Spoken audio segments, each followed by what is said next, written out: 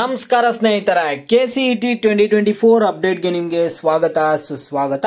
ಸಾಕಷ್ಟು ಜನ KCET ವಿದ್ಯಾರ್ಥಿಗಳು ಕಾಮೆಂಟ್ ಮಾಡಿ ಕೇಳ್ತಿದ್ರು, ನಮಗೆ ಸ್ಕಾಲರ್ಶಿಪ್ ಯಾವ್ಯಾವ ಬರುತ್ತೆ ನಮಗೆ KCET ವಿದ್ಯಾರ್ಥಿಗಳಿಗೆ. ಈಗ ನಾವು ಫಸ್ಟ್ ಇಯರ್ ಜಾಯ್ನ್ ಆಗ್ತೀವಲ್ಲ, ಯಾವ ಸ್ಕಾಲರ್ಶಿಪ್ ಬರುತ್ತೆ ಅಂತ KCET ವಿದ್ಯಾರ್ಥಿಗಳಾದ್ರೆ ಕೇಳ್ತಿದ್ರು.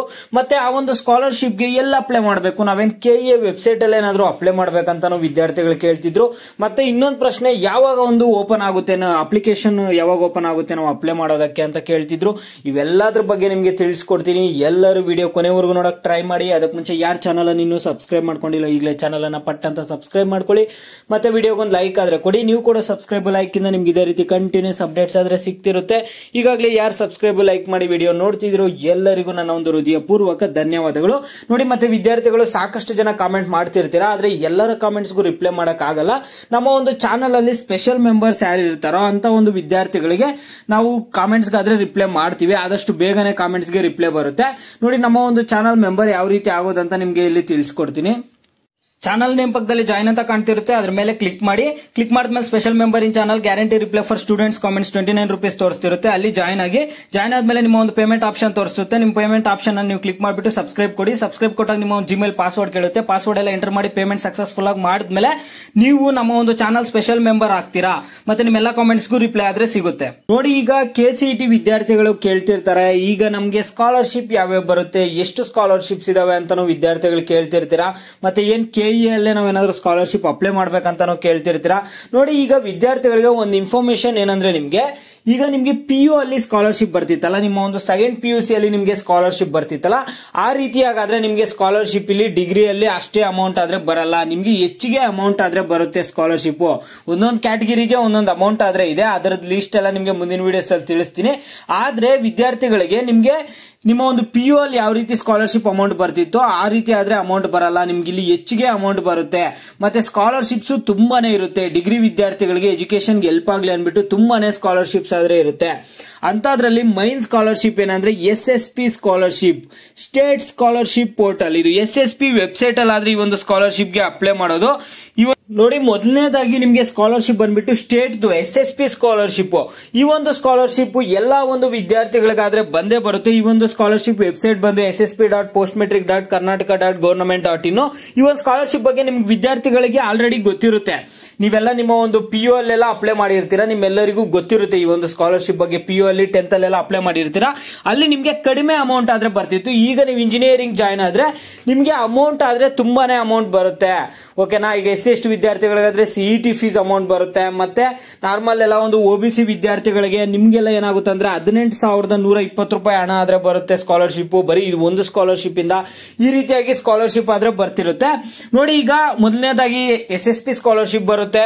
ಮತ್ತೆ ನಿಮ್ಗೆ NSP ಸ್ಕಾಲರ್ಶಿಪ್ ಅಂತ ಒಂದಿರುತ್ತೆ. ನಿಮ್ಗೆ ಈ ವೆಬ್ಸೈಟ್ಸ್ ಎಲ್ಲ ನಿಮ್ಗೆ ವೆಬ್ಸೈಟ್ ಸಪರೇಟ್ ಆಗಿ ಆ ಒಂದು ವೆಬ್ಸೈಟ್ ಅಲ್ಲಿ ಯಾವ ರೀತಿ ಚೆಕ್ ಮಾಡೋದಂತೆಲ್ಲ ನಿಮ್ಗೆ ತೋರಿಸ್ತೀನಿ ಮುಂದಿನ ವಿಡಿಯೋಸ್ ಅಲ್ಲಿ.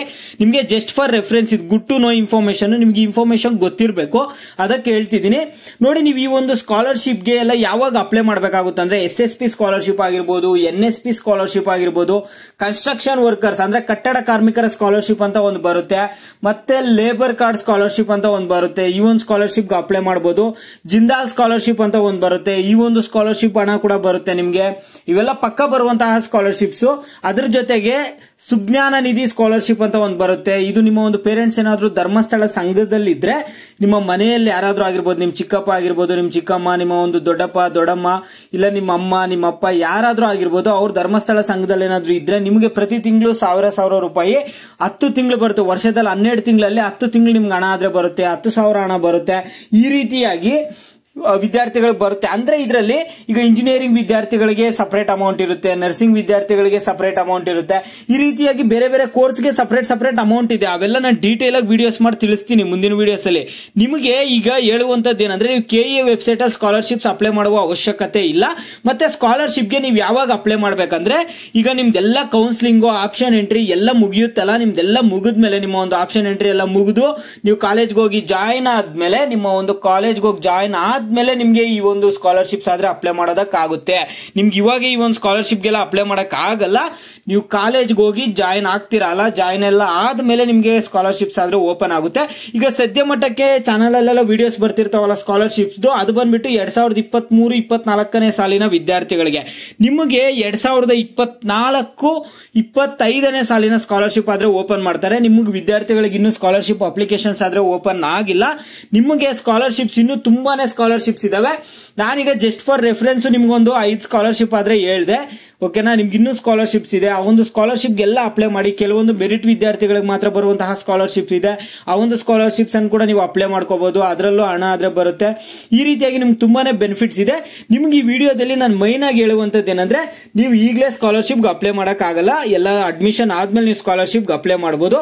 ಮತ್ತೆ ನೀವು ಕೆಇಎ ವೆಬ್ಸೈಟ್ ಅಲ್ಲಿ ಅಪ್ಲೈ ಮಾಡುವ ಅವಶ್ಯಕತೆ ಇಲ್ಲ ಸ್ಕಾಲರ್ಶಿಪ್ಗೆ. ಇಲ್ಲಿ ನಿಮಗೆ ಜಸ್ಟ್ ಫಾರ್ ನೀವು ಕಾಲೇಜನ್ನ ಜಾಯ್ನ್ ಆಗಕ್ಕಷ್ಟೇ, ನಿಮ್ಗೆ ಜಸ್ಟ್ ಆಪ್ಷನ್ ಎಂಟ್ರಿ ಇರುತ್ತೆ ಅಷ್ಟೇ. ನಿಮ್ಗೆ ಸ್ಕಾಲರ್ಶಿಪ್ ಎಲ್ಲ ಅಪ್ಲೈ ಮಾಡೋದು ಇಲ್ಲಿರಲ್ಲ. ಆ ಒಂದು ಸ್ಕಾಲರ್ಶಿಪ್ ವೆಬ್ಸೈಟ್ಸ್ ಎಲ್ಲ ಇರುತ್ತೆ. ಆ ಒಂದು ಸ್ಕಾಲರ್ಶಿಪ್ ವೆಬ್ಸೈಟ್ಸ್ ಅಲ್ಲಿ ಇರುತ್ತೆ ನಿಮ್ಗೆ, ಓಕೆನಾ. ನಿಮಗೆ ಮೈಂಡ್ ಡೌಟ್ ಇದ್ದಿದ್ದೇನೆಂದ್ರೆ, ನಾವು ಯಾವಾಗಿಂದ ಅಪ್ಲೈ ಮಾಡ್ಬೇಕಂತ ಒಂದು ಡೌಟ್ ಇತ್ತು.